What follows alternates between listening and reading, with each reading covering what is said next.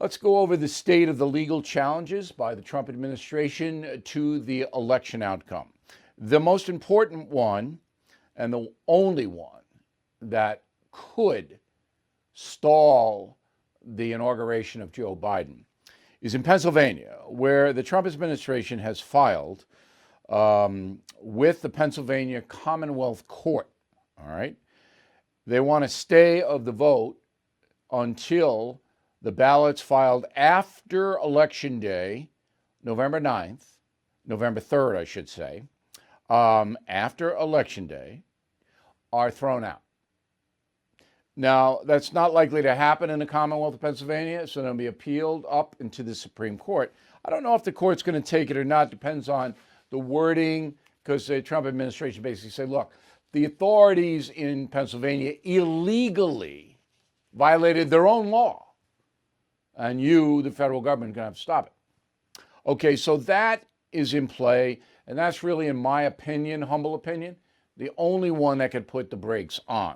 There's another lawsuit in the Commonwealth of Pennsylvania, in Allegheny and Philadelphia, Allegheny County, that observers were not allowed to watch the vote count.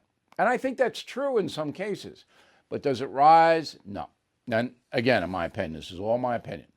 Now, in Michigan, where the vote is a little bit more, see, it's about 45,000 in Pennsylvania, it's about 150,000 in Michigan. The Trump administration is suing Wayne County, saying they violated all kinds of laws, and the status is pending. The suit is in the U.S. District Court, so it's higher than the suit in Pennsylvania. Now, the problem with all of this is, if the Supreme Court ultimately decides to put a stay on the election, there'll be violence in this country. You know there will be. All right? So what we see in Portland, what we've seen in Seattle, Minneapolis, Kenosha, Wisconsin, you can see it everywhere. Big violence. So the court knows that. And authorities know that. And therefore, that is a factor in these rulings. Maybe it shouldn't be. Certainly the Constitution does not say, well, if you're afraid there's going to be violence, you shouldn't rule the proper way. The Constitution does not say that. The law is the law.